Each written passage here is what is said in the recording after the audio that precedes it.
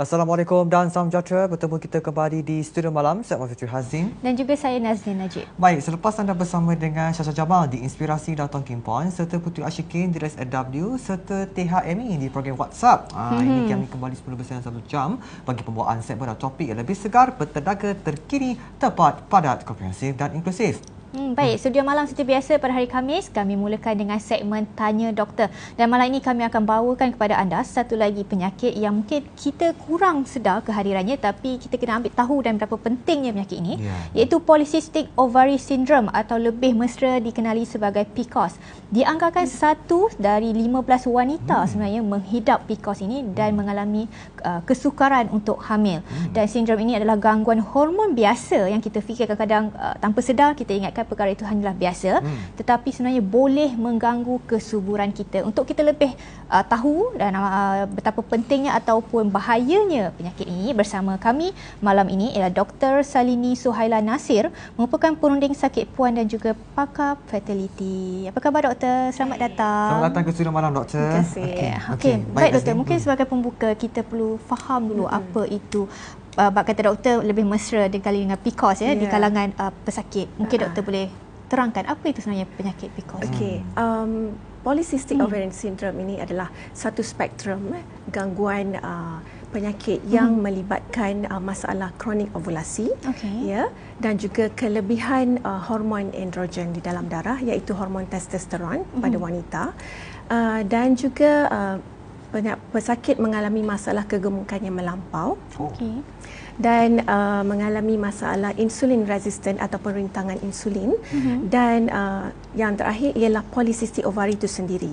Okey, jadi bila kita sebut pasal polycystic ovary, kita ingatkan ia lebih kepada masalah ovari, tetapi sebenarnya ia memberi kesan keseluruhan kepada wanita tersebut, iaitu masalah dari segi mereka tidak mampu untuk berovulasi pada setiap kitaran, dan jika penyakit ini tidak dipantau lebih awal, ia memberikan masalah ataupun komplikasi berpanjangan kepada wanita tersebut, seperti masalah penebalan dinding rahim yang tidak normal yang kita kenali sebagai hyperplasia, yang boleh menjurus kepada kanser dinding rahim, dan masalah metabolic syndrome seperti hypertension, diabetes, dan juga masalah kolesterol yang tinggi dan boleh menjurus kepada penyakit jantung.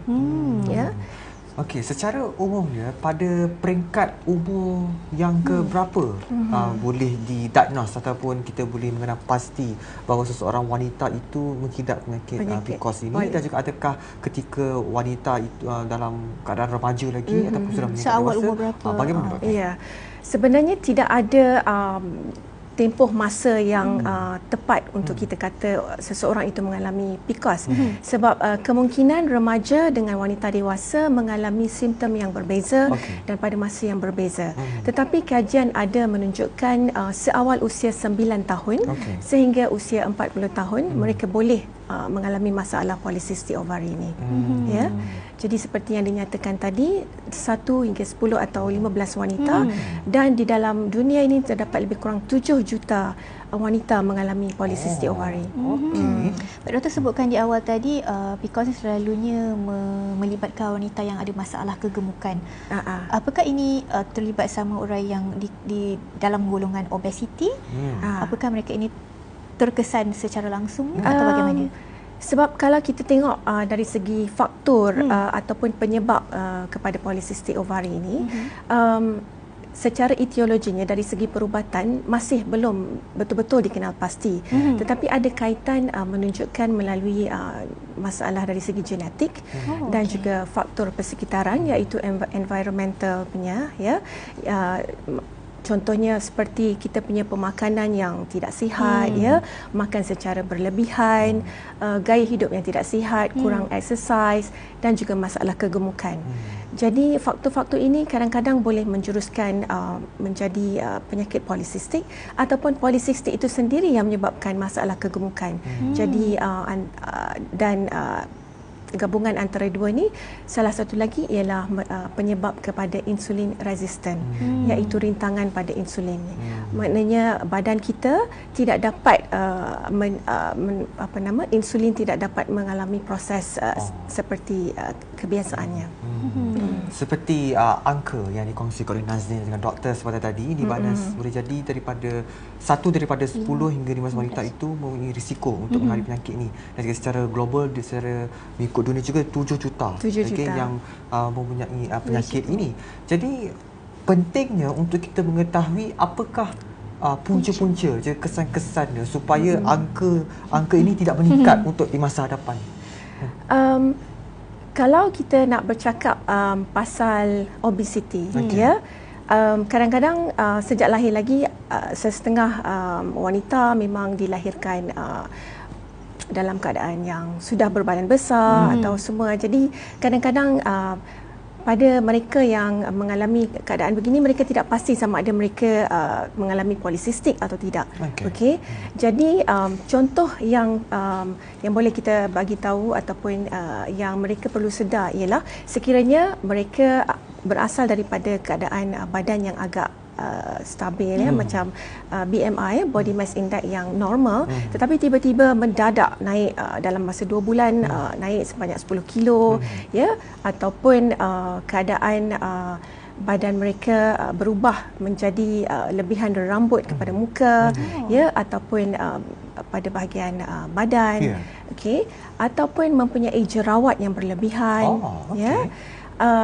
dan mereka tidak mengalami kitaran haid yang normal, iaitu tidak didatangi haid mungkin 2 atau 3 bulan sekali kitaran, ataupun lebih daripada 45 hari. Jadi pesakit ataupun wanita-wanita yang mengalami masalah ini perlu untuk datang berjumpa dengan doktor terlebih awal supaya kita dapat membantu mereka untuk mengelakkan daripada berlakunya masalah polisistik yang boleh memberi kesan berpanjangan, kerana benda ini ataupun penyakit polisistik ini boleh kita bantu dan kita rawat.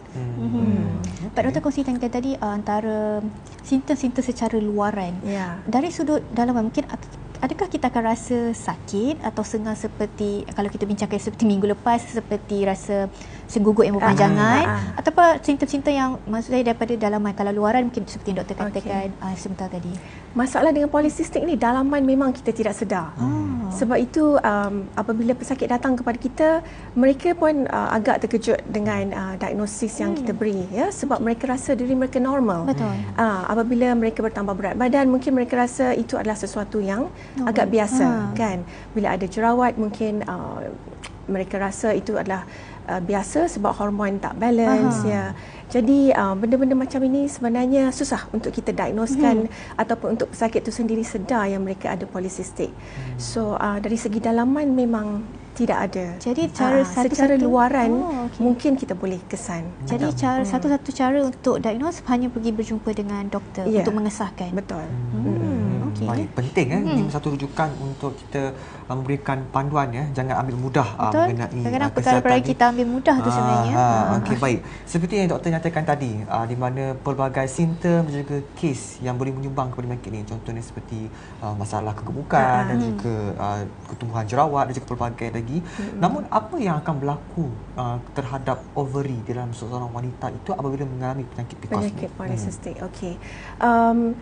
Kalau kita tengok pada kitaran kejadian polisistik itu sendiri, ia berasal daripada ketidakseimbangan hormon juga, iaitu hormon utama pada wanita seperti LH, kita panggil luteinizing hormone, FSH, follicular stimulating hormone, yang mana apabila ketidakseimbangan hormon LH dan FSH ini menyebabkan kilang telur wanita itu tidak dapat membesar untuk mengeluarkan telur seperti biasa. Itu yang kita panggil tidak berovulasi. Jadi bila kilang telur ini tidak berovulasi, hormon pun memang tidak akan seimbang, dan rembesan hormon androgen, iaitu hormon testosteron, akan bertambah di dalam badan wanita tersebut. Jadi bila mereka tidak berovulasi, bila mereka melakukan hubungan kelamin bersama suami, memang tidak akan ada proses persenyawaan kerana telur tidak keluar, dan disebabkan oleh ketidakseimbangan hormon ini dan kelebihan hormon androgen menyebabkan folikel kepada kilang telur itu bertambah. Bila bertambah, masalah tidak membesar seperti yang sepatutnya pun berlaku juga. Jadi inilah antara yang penyebab polisistik memberi kesan kepada ketidaksuburan wanita kerana mereka tidak dapat berovulasi seperti wanita-wanita lain. Kalau dari sudut rawatan, doktor, apakah ada rawatan yang khusus untuk PCOS ini ataupun bagaimana alternatifnya? Kalau mereka datang berjumpa dengan kita, kita tengok pada keadaan. Kalau mereka remaja, kita akan channelkan macam mana untuk merawat gadis remaja. Okey, biasanya gadis remaja dia akan datang kepada kita dengan keadaan kitaran haid yang tidak normal. Okey. So sekiranya mereka mengalami kitaran haid yang tidak normal, kita akan menasihatkan mereka atau memberi rawatan hormon untuk memastikan kitaran haid kembali seperti biasa, ya. Sebab yang paling penting untuk polycystic patient atau PCOS, untuk pesakit PCOS ini ialah mereka mesti mendapat kitaran haid setiap bulan. Ya. Sekiranya mereka tidak mendapat kitaran haid setiap bulan, masalah dinding rahim akan menebal seperti yang tidak sepatutnya. Jadi bila dia menebal, dia akan memberi risiko untuk mendapat hyperplasia ataupun menjurus kepada kanser. Jadi sama ada remaja ataupun dewasa, mereka mesti mendapatkan kitaran haid setiap bulan. Okey. Kedua, sekiranya mereka gemuk ataupun terlalu berat badannya, BMI melebihi 30, kita nasihatkan mereka untuk menurunkan berat badan. Polycystic ovary ataupun PCOS, rawatan yang paling penting ialah weight reduction ataupun penurunan berat badan. Sekiranya mereka dapat menurunkan dari 5% hingga 10% daripada berat badan sekarang, katakanlah kalau mereka 100 kilo ataupun 80 kilo, mereka turun dalam 8 kilo atau 10 kilo yang sepatutnya, mereka dapat menyembuhkan ataupun mengurangkan masalah tidak berovulasi. Mereka akan kembali berovulasi seperti biasa. Mereka akan datang kitaran haid seperti biasa, dan sekiranya mereka mengandung, mereka akan mendapat mendapat kebaikan dari segi kandungan, kebaikan dari segi kandungan, ya, sepanjang mengandung, dan risiko untuk keguguran juga. Jadi peri pentingnya kita mengubah kita punya lifestyle ataupun gaya hidup. Itu satu cabaran Malaysia. Betul? Ni apa je yang tak ada makanan. Sebab bukan senang, ya, untuk pesakit PCOS ini untuk menurunkan berat badan. Kerana insulin resistan atau perintangan insulin itu sendiri menyebabkan mereka menjadi gemuk. Jadi sangat mencabar. Okey, doktor.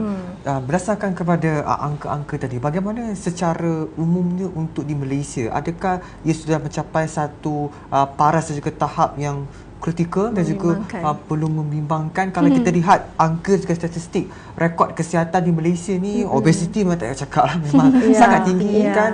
Jantung, diabetes, buah pinggang semakin meningkat, malah boleh dikatakan antara tertinggi di dunia. Untuk penyakit ni bagaimana, doktor? Untuk polycystic, malangnya kita belum ada dapatan lagi. Ya, menyeluruh, kajian menyeluruh mengenai penyakit ini. Tetapi sekiranya kita bertanya kepada mana-mana doktor gynae mengenai penyakit polycystic, memang sangat bertambah dari masa ke semasa. Mungkin kita punya gaya hidup dan juga pemakanan, doktor, obesiti kita semakin meningkat kan, sebab Malaysia kan dikenali dengan obesity. So kalau dari segi pemakanan mempengaruhi ke? Saya rasa tidak sangat mempengaruhi. Untuk penyakit lebih ini tidak. Kalau dari sudut kesedaran masyarakat, doktor, terhadap PCOS ni, bagaimana doktor melihat? Mungkin kalau saya sendiri pun, ini untuk pertama kali, mungkin saya sendiri sebagai wanita, saya akan fikir hormon berubah ini satu benda yang normal. Jadi kita ambil mudah katanya. Tapi ini sesuatu benda yang mungkin baru bagi, kalau saya, mungkin doktor ada statistik yang pasien-pasien doktor sendiri atau pesakit doktor yang doktor melihat kesedaran masyarakat bagaimana terhadap PCOS? Apabila kita buat program-program macam sekarang ni kan, wawancara ataupun kita mendedahkan melalui media massa, ramai pesakit-pesakit sekarang tampil ke hadapan lebih awal berbanding dengan dulu. Ya, kalau dulu mereka hanya akan datang bila mereka berkahwin, tidak mendapat zuriat mungkin untuk peringkat yang 3 tahun atau 4 tahun baru dia orang tampil ke hadapan untuk bertemu dengan doktor. Tapi sekarang pada peringkat remaja lagi mereka dah sedar apabila ataupun ibu bapa sendiri sedar yang anak mereka mengalami masalah kitaran haid yang tidak normal, mereka akan segera datang kepada doktor, ataupun mengalami masalah jerawat yang teruk, ataupun memiliki bulu-bulu seperti misai ataupun janggut yang tak sepatutnya.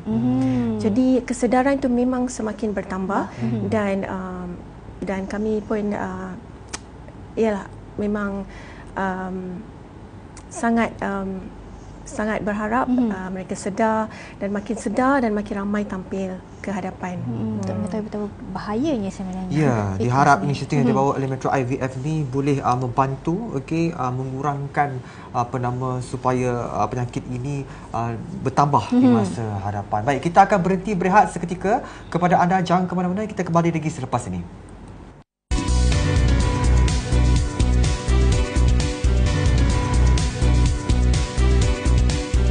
Terima kasih kerana sekal bersama kami di Studio Malam. Baik, kita terus perbincangan topik kita di segmen Tanya Doktor. Baik doktor, kalau dari sudut peringkat umur ataupun usia, adakah golongan tertentu yang lebih berisiko tinggi untuk mendapat PCOS ini? Seperti yang saya maklumkan tadi, memang tidak ada peringkat umur yang tetap untuk mendapat PCOS ini. Kadang-kadang mereka datang apabila mereka sudah berkahwin dan mendapat PCOS. Sebelum ni mereka tidak ada mengalami masalah PCOS ini pun, ya. Kadang-kadang pada peringkat remaja lagi mereka sudah mendapat masalah ini. Jadi kalau dari segi peringkat umur yang macam mana, ataupun orang yang macam mana, ataupun wanita yang macam mana senang untuk mendapat PCOS, susah untuk kita tafsirkan. Tetapi sebagaimana yang saya bagi tahu tadi, keturunan ataupun genetik mungkin mereka mungkin mendapat risiko yang lebih berbanding dengan wanita yang lain, ataupun kalau mereka memang berbadan besar atau mereka gemuk atau obes, mereka lebih berisiko berbanding dengan wanita yang agak kurus. Jadi itu dua antara faktor yang penting. Ataupun insulin resistant ataupun ketahanan daya insulin. Tapi ketahanan daya insulin ini sukar untuk kita pastikan kecuali mereka mendapatkan rawatan ataupun mereka didiagnoskan untuk mendapat diabetes. So mungkin kita boleh relatekan ataupun kaitkan dengan PCOS itu. Jadi 3 benda ini yang kemungkinan besar boleh dikaitkan. Adakah penyakit ini boleh menyumbang kepada isu kesihatan yang lain kepada wanita? Memandangkan penyakit ini berdasarkan apa yang doktor dah kongsikan, ianya berkait, banyak dikaitkan dengan sistem seperti obesity, dari segi hormon. Bagaimana doktor? Kalau selain daripada masalah hormon, ya, sebab memang kalau kita cakap pasal polisistik memang hormon, ya, tak kisahlah hormon wanita ke hormon lelaki ke, yang paling penting selain daripada masalah kitaran haid, masalah ketidaksuburan, yang paling penting ialah metabolisme yang boleh menjurus kepada penyakit seperti darah tinggi, hypertension, ataupun diabetes. Diabetes iaitu peringkat kedua lah, ya, diabetes type 2 kita panggil. Dan yang paling teruk ialah cardiovascular disease. Sebenarnya penyakit yang saya maksudkan ini, yang saya bagi tahu ini lebih kepada peringkat yang bila mereka dah mencapai umur dalam 50 hingga 60 tahun, ya, pada peringkat muda-muda ataupun pada peringkat reproductive age, yang itu maknanya daripada umur 40 mungkin belum nampak risikonya, tetapi kemudian pada masa yang akan datang. Jadi kalau mereka tidak mendapatkan rawatan ataupun tidak mencari punca kenapa benda ini berlaku, jadi kemungkinan bila sudah mencapai umur yang agak lanjut, tiba-tiba mendapat penyakit jantung dan sudah terlambat. Jadi lebih baik mendapatkan rawatan yang awal. Pak Doktor, bagi mereka yang sudah disahkan menghidap PCOS ini, apakah ada tahap kebarangkalian untuk mereka hamil itu? Apakah rendah atau tinggi untuk hamil, ataupun memang ataupun tahap kebarangkaliannya agak rendah? Kita tahu PCOS obes, ya, kegemukan. Dan saya maklumkan tadi perkara yang pertama yang mereka perlu lakukan ialah weight reduction. Jadi bila mereka sudah menurunkan berat badan yang ideal, mereka mendapat berat badan ideal, mereka punya proses ovulasi pun akan datang kembali. Bila mereka berovulasi, mereka berkemungkinan tinggi untuk mendapatkan zuriat. Jadi sesiapa di luar sana yang mengalami masalah PCOS, jangan susah hati. Mereka masih ada peluang keberangkalan tinggi untuk mengandung. Ya. Okey, bagaimana dari segi rawatan untuk bagi para wanita yang mempunyai kes belum bersedia untuk mengandung? Okay, memandangkan rangkaian mengenai penyakit ini pelbagai variasi. Saya percaya ia juga boleh menentukan kaedah rawatan yang berbeza. Namun dalam kes sekiranya seseorang wanita tidak bersedia untuk mengandung, itu bagaimana, doktor? Kalau mereka tidak bersedia, kita tengok pada simptom yang mereka datang. Macam kita bagi tahu tadi, sekiranya mereka mengalami masalah getaran haid, kita akan rawat melalui kaedah hormon ya untuk membetulkan balik keadaan haid mereka. Dan sekiranya mereka berat badan berlebihan, mereka digalakkan atau dinasihatkan untuk menurunkan berat badan 5 hingga 10% daripada yang sedia ada, ya. Dan mereka mesti mengamalkan diet yang sihat, dan kita galakkan mereka mengamalkan pemakanan antioksidan, pemakanan antioksidan seperti kalau dalam keadaan biasa pemakanan seperti brokoli, tomato, berries, benda-benda yang banyak vitamin C. Sayur-sayuran, doktor? Sayur-sayuran atau buah-buahan. Okey. Mungkin kita boleh buat satu kempen kesedaran untuk makan sayur-sayuran dan juga buah-buahan. Sedap sayur dengan buah-buahan ni kan. Tapi banyak orang yang muda-muda ni lah, yang kecil-kecil tak suka makan sayur. Mungkin kita satu slot boleh buka lagi. Makanan sihat. Doktor, kalau dari sudut risiko dan juga kesan masa panjang, apakah ada bagi mereka yang menghidap PCOS ini? Maksudnya? Risiko dan kesan masa panjang. Seperti yang kita maklumkan tadi, sekiranya mereka tidak mendapatkan rawatan dan mereka tidak dikesan lebih awal, memang mereka ada kemungkinan untuk mendapat masalah tersebut, ya, seperti kanser pada dinding rahim sangat-sangat tinggi. Kalau tidak diambil tahu, ya, dan juga kardiovaskular, sebab mereka melibatkan masalah metabolic syndrome, ya, metabolic syndrome, hypertension iaitu darah tinggi, diabetes dan juga dyslipidemia ataupun kolesterol tinggi. Jadi mereka memang kena mendapatkan kesedaran ini. Jadi sekiranya mereka mendengar rancangan kita pada malam ini, andainya ada simptom-simptom yang kita bagi tahu tadi, segeralah berjumpa dengan doktor. Jangan malu untuk bertanya dan jangan malu untuk tampil ke hadapan. Kerana setiap masalah perlu ada penyelesaiannya, kan. Menyentuh soal rawatan, okey, kebanyakan daripada masyarakat kita ni dihimpit dengan stigma bahawa untuk mendapatkan rawatan sama ada secara mudah melalui bidang sosial dan juga lebih mempercayai kepada rawatan-rawatan tradisional. Berdasarkan pengalaman doktor, adakah doktor menjumpai kes yang sebegini, yang lebih percayakan rawatan-rawatan yang sebegini, okey, berbanding dengan rawatan moden ni atas pelbagai faktor? Mungkin terlalu takut, kurangnya kesedaran, kurangnya ilmu. Bagaimana, doktor? Apabila mereka memberi pandangan yang mereka lebih percaya kepada tradisional, ya, berbanding dengan moden punya, kita sebagai doktor, kita tidak boleh nak cakap apa yang mereka lakukan itu salah ataupun benar, ya, sebab kedua-dua mungkin ada pandangan yang berbeza.